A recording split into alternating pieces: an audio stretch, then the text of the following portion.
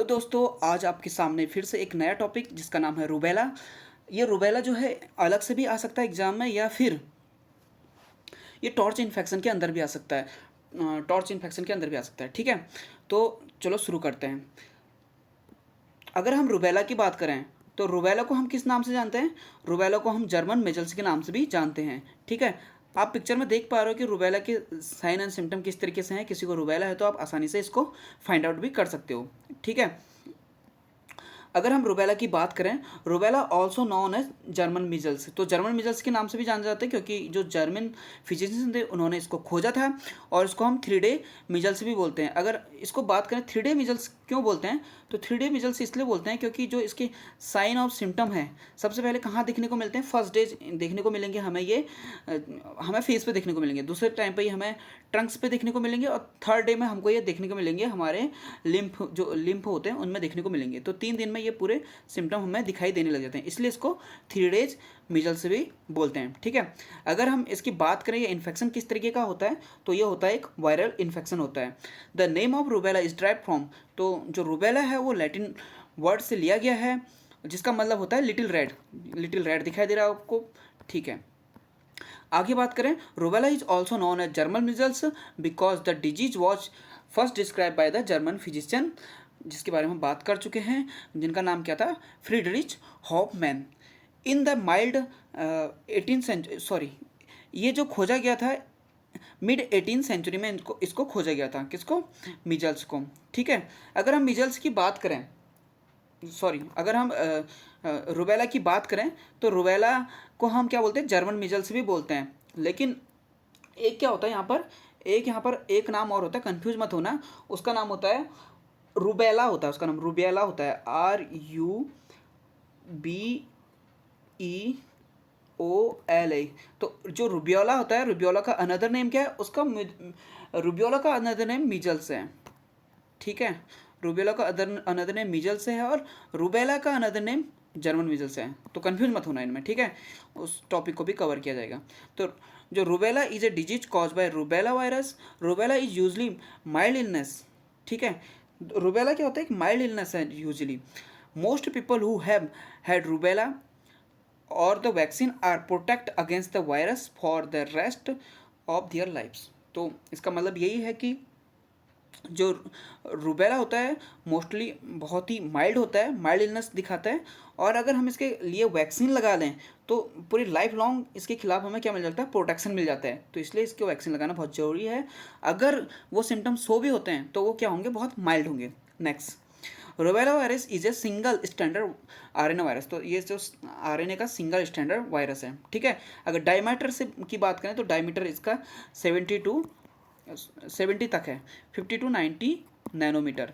ठीक है, इसकी एनवलप की बात करें तो एनवलप इसका स्पाइरल शेप का होता है, तो कुछ इस तरीके का इसका शेप होता है। अगर हम शेप की बात करें, जो होता है स्पाइरल शेप होता है। ठीक है, इस तरीके से, ड्राइंग तो बहुत बुरी है लेकिन थोड़ा आप आइडिया मिल सकता है कैसा होता है। तो इस तरीके का ये शेप होता है, और यहाँ पर जैसे हमको यहाँ पर जो एक वायरस आया था बीच में, कोरोना वायरस, तो इसी तरीके से इसके ये होते हैं।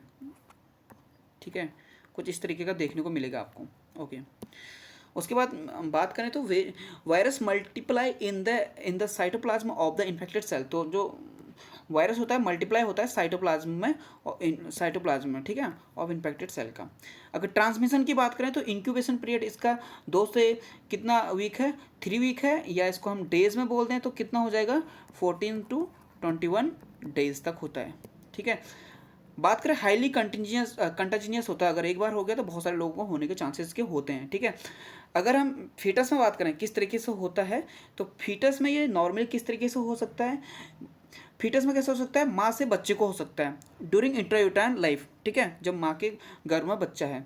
और मदर में अगर बात करें तो मदर में कैसे हो सकता है? डायरेक्ट कॉन्टैक्ट ड्रॉपलेट, तो डायरेक्ट कॉन्टैक्ट ऑफ ड्रॉपलेट के थ्रू हो सकता है। Rubella is cause of congenital rubella syndrome. तो अगर रूबेला बहुत हाई लेवल पे हो जाता है तो वो एक सिंड्रोम कॉज करता है, उसका नाम होता है रूबेला सिंड्रोम, जिसके अंदर कौन कौन सा आते हैं? हार्ट डिजीज आती है, डिफनेस आती है, और अनेबल टू सी हो सकता है। मोड ऑफ ट्रांसमिशन यहाँ पर दिखा रखा है, ये है ड्रॉपलेट का, और यहाँ पर ये हैंड शेक कर रहे हैं, इसके थ्रू भी हो सकता है। किसको? मदर को हो सकता है। ठीक है, और बच्चे को भी हो सकता है ऐसे।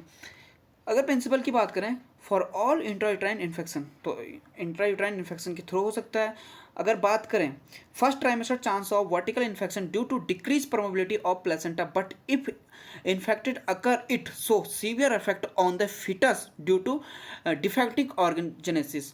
तो ऑर्गेनोजेनेसिस, तो ये बोलने का मतलब इसका है कि अगर जो फर्स्ट ट्राइमेस्टर होता है, फर्स्ट ट्राइमेस्टर कब होता है, 0 से लेके 12 वीक तक, या इसको बोलते हैं हम 0 लेके 3 मंथ तक। तो ये फर्स्ट ट्राइमेस्टर है। तो इसमें क्या होता है, जो परमेबिलिटी होती है किसकी, प्लेसेंटा की जो परमेबिलिटी होती है वो क्या होती है, वो क्या होती है, बहुत लो होती है। तो उस समय जो इन्फेक्शन होने के चांसेस हैं, जो रूबेल जर्मन मीजल्स होने के चांसेस हैं वो बहुत कम है। लेकिन अगर हो गया तो वो क्या कर सकता है, बहुत सीवियर इफेक्ट दिखा सकता है, सीवियर इफेक्ट दिखा सकता है। उसका रीज़न क्या है, उसका रीज़न ये है कि उस समय हमारी बॉडी में ऑर्गनजेनेसिस चलता है। ऑर्गनजेनेसिस कब कब से कब तक चलता है, वो चलता है 0 से लेके 8 वीक तक, ठीक है, सॉरी 3 से लेके 8 वीक तक चलता है। अगर हम बात करें in lateral trimester chance of vertical infection due to increase probability of placenta but severity of infection is decrease due to completely organogenesis. तो इसका बोलने का मतलब है कि अगर बाद में जो है परमेबिलिटी बढ़ जाती है, परमेबिलिटी तो बढ़ जाती है, लेकिन क्या होता है बाद में, यानी कि लेटरल ट्राइमेस्टर यानी कि थर्ड ट्राइमेस्टर में क्या होता है, परमेबिलिटी बढ़ जाती है, लेकिन जो इन्फेक्शन होने के चांसेस हैं वो कम हो जाते हैं, क्योंकि उस समय क्या होता है, कंप्लीट ऑर्गेनोजेनेसिस, तो ऑर्गन है डेवलप हो जाते हैं किसके, बेबी के, ठीक है। अगर हम बात करें अफेक्ट क्लिनिकल फीचर की, तो क्लिनिकल फीचर में हमें कंजक्टिवाइटिस दिखता है। कंजक्टिवाइटिस किसको बोलते हैं, कंजक्टिवाइटिस को हमको रेड आई या इसको हम पिंक आई भी बोलते हैं, पिंक आई के नाम से भी जाना जाता है, ठीक है, पिंक आई के नाम से भी इसको जाना जाता है। तो ये सिम्टम देखने को मिल सकता है। सोर थ्रोट देखने को मिलेगा, और बाकी नॉर्मल फ्लू लाइक सिम्टम देखने को मिलते हैं, जैसे सिम्टम औरों में होते हैं वही सिम्टम हमको दिखने को मिलते हैं, ठीक है। फ्लू में जैसे देखते हैं हेडेक देखने को मिलेगा, जनरल बॉडी एक देखने को मिलेगा, लो ग्रेड फीवर देखने को मिलेगा, चिल्स देखने को मिलेगा, एनोरेक्सिया देखने को मिलेगा। एनोरेक्सिया क्या मतलब क्या होता है, जब भूख नहीं लगती है, एपेटाइट की कमी प्रॉब्लम आ जाती है ना। नोजिया देखने को मिलता है, टेंडर लिम्फ एडिनोपैथी देखने को मिलता है, इधर भी कुछ दिखा रखे हैं, red rashes, runny nose, muscles pain, mild fever देखने को मिलता है, स्नीच और कप देखने को मिलता है, हेडेक देखने को मिलता है, रेड आई यहाँ पर दिख रखा है, रेड आई पिंक आई, ठीक है। Next congenital rubella syndrome. तो कंजेनाइटल रूबेला सिंड्रोम क्या होता है, अगर कंजेनाइटल रूबेला सिंड्रोम हो गया, अगर मतलब इफेक्टिव हो गया, तो क्या होता है, the syndrome CRS congenital rubella syndrome follow intrauterine infection by the rubella virus and compress. तो कंप्रेस तो क्या कर सकता है, किस किस, अगर कंजेनिटल रूबेला सिंड्रोम हो गया तो वो कार्डियो को अफेक्ट कर सकता है, सेरिब्रल को अफेक्ट कर सकता है, ऑप्थाल्म आई के एरिया को अफेक्ट कर सकता है, ऑडिटरी हमारी सुनने की क्षमता को अफेक्ट कर सकता है। अगर इनमें भी सबसे बात करें तो कंजेनिटल हार्ट डिजीज देखने को सबसे मोस्ट कॉमन देखने को मिलता है। अगर क्वेश्चन आता है कि जो रूबेला है उसमें सबसे मोस्ट कॉमन इफेक्ट जो देखने को मिलता है वो कंजेनिटल हार्ट डिजीज देखने को मिलता है, और कंजेनिटल हार्ट डिजीज में भी PDA यानी कि पेटेंट डक्टस आर्टियोसिस, ठीक है, ये देखने को मिलता है। सेकंड अगर बात करें हम तो कंजेनाइटल कैटरेक्ट देखने को मिलता है, उसके अलावा कंजेनाइटल डीफनेस देखने को मिलता है। उसके अलावा ये और चीज़ें भी हो सकती है इसमें, it may cause pre maturity कर सकते हैं, प्री मैच्योरिटी यानी कि 37 वीक से पहले बेबी बर्थ कर गया हो, लो बर्थ वेट यानी कि 2.5 kg से कम का वेट हो, या न्यूनेटल, या हम थ्रोम्बोसाइटोपिनिया देखने को मिल सकता है, या एनीमिया देखने को मिल सकता है, या हेपेटाइटिस देखने को मिल सकता है, ठीक है। आगे बढ़ते हैं माइक्रोसिपेलोपैथी, जहाँ पर हाँ जो जो सर है, जो जो ब्रेन है उसका जो जो आगे का हिस्सा होता है हमारा वो डिक्रीज हो जाता है। हार्ट डिजीज देखने को मिल सकती है जिसके बारे में हम बात कर सकें। कुछ पैचेस, तो ये रेड पैचेस देखने को मिलते हैं। आई के कुछ प्रॉब्लम हो सकती हैं जैसे कि कैटरेक्ट हो गया और ग्लूकोमा हो गया, ठीक है। डायग्नोस्टिक एवोल्यूशन की बात करें तो डायग्नोस्टिक एवोल्यूशन में हम को देखने को मिलता है, क्लिनिकल एवोल्यूशन कर सकते हैं हम। उसके अलावा सीरोलॉजिकल टेस्ट होता है। अगर सीरोलॉजिकल टेस्ट वैसे इसके बारे में जानना है तो अलग से एक वीडियो बना देंगे, नहीं तो वीडियो बहुत लंबी हो जाएगी। नेक्स्ट, ठीक है। Control and prevention. Control and prevention, एक मदर क्या प्रिवेंशन कर सकती है, उनकी फैमिली वाली क्या प्रिवेंशन कर सकती है, और एज ए नर्स आप क्या प्रिवेंशन कर सकते हो, इसके बारे में जानते हैं। मैटरनल में क्या होता है, हम उसको माइल्ड एनाल्जेसिक दे सकते हैं, पेन के लिए, रिड्यूस करने के लिए, रेस्ट करने के लिए बोल सकते हैं, और उसको सपोर्ट कर सकते हैं, ठीक है। सपोर्ट हम साइकोलॉजिकली, फिजिकली सपोर्ट कर सकते हैं। न्यूनेटल में क्या है, न्यूनेटल में no specific treatment for congenital rubella treatment, eye और कैटरेक्ट डिफेक्ट में बी करेक्ट और improve with surgery.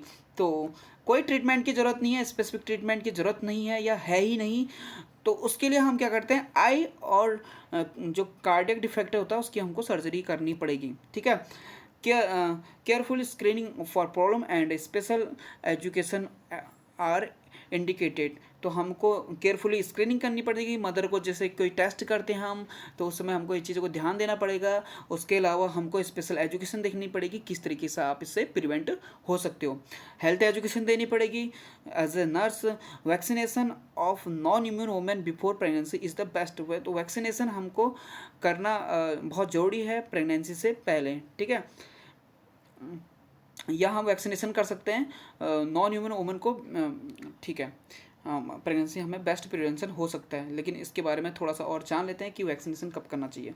The rubella and MMR vaccine are not recommended during the pregnancy. तो हम एक सीधे सीधे क्वेश्चन आ सकता है कि कौन कौन से जो वैक्सीन होते हैं वो कॉन्ट्रा इंडिकेटेड होते हैं ड्यूरिंग द प्रेगनेंसी। तो मैंने अभी जैसे बोला कि वैक्सीन लगाना है, लेकिन प्रेगनेंसी के दौरान नहीं लगाना है, कब लगाना है उसके बारे में बात करते हैं। तो MMR और जो रूबेला होता है वो लाइफ अटेंडेंट वैक्सीन होती हैं, तो उसको हम ड्यूरिंग प्रेगनेंसी नहीं लगा सकते हैं, दे आर कॉन्ट्राइंडिकेटेड, ठीक है। अगर हम बात करें if rubella occur in first trimester, तो अगर रूबेला फर्स्ट ट्राइमेस्टर में हो गया, जो मैंने बोला कि ना उसमें क्या होता है ऑर्गेनोजेनेसिस होने लग जाता है। तो ऑर्गेनोजेनेसिस होता है, तो उस समय अगर हो गया तो बहुत सीवियर इफेक्ट दिखा सकता है। तो ठीक है, तो इसलिए हम फर्स्ट ट्राइमेस्टर में अगर हो गया तो MTP करना ही बहुत बेस्ट रहता है, ठीक है। मैटरनल टर्मिनेट प्रेगनेंसी, ठीक है। Educate eligible couple about rubella vaccine. तो एजुकेट करेंगे, क्या एजुकेटेड कर सकते हो आप, देखो एजुकेटेड करना यहाँ पर बहुत जरूरी है। Instruct couple that don't conceive after rubella vaccine at least 1 to 3 month because it life attendant vaccine. तो हमें कम से कम 1 से लेकर 3 महीने तक लाइफ अटेंडेंट वैक्सीन रूबेला को नहीं लगाना है। सॉरी, जब हम वैक्सीन लगा दिया है, रूबेला वैक्सीन लगा दी गई है, तो उस वैक्सीन लगाने के बाद 1 से लेकर 3 महीने तक कंसीव नहीं करना है, क्योंकि वो लाइव अटेंडेंट वैक्सीन है। और क्या कर सकते हो उसमें, हमारी जो बॉडी है, जो रूबेला है, रूबेला वायरस के लिए एंटीबॉडीज़ बनाएगी, और एंटीबॉडीज़ बनाएगी तो वो क्या करेंगे, ट्रांसफ़र हो जाएंगी हमारे जो कॉर्ड है, कॉर्ड से प्लेसेंटा के थ्रू बच्चे में चले जाएंगे, और वहाँ भी एंटीबॉडीज़ बनाने लगेंगी, जिसके कारण बहुत सारे डिफेक्ट हो सकते हैं। तो इसलिए इसको 1 से 3 महीने तक नहीं लगाते हैं। सीधे सीधे क्वेश्चन भी पुटअप किया जा सकता है। नेक्स्ट की बात करें तो हम ये हैंड वॉश, ये एज ए नर्स आपको भी इंस्ट्रक्ट करना है, एज ए फैमिली उनको भी बताना है कि कोई भी कंटामिनेट काम या इन्फेक्टेड जगह पर आप जाते हो तो हैंड वॉश करना बहुत ज़रूरी है, ठीक है।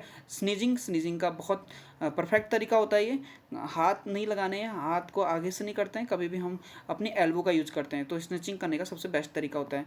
गेट वैक्सीनेट के बात में बता दिया गया है कि कब वैक्सीनेटेड होना बहुत ज़रूरी है, ठीक है। और इसी के साथ ये टॉपिक यहाँ पर समाप्त हो चुका है। अगर आपको हमारा वीडियो पसंद आता है तो लाइक एंड सब्सक्राइब करें। इसी तरीके से नर्सिंग की जितना भी सिलेबस है वो धीरे धीरे सारा डाल दिया जाएगा। तो तब तक के लिए जय हिंद, जय भारत।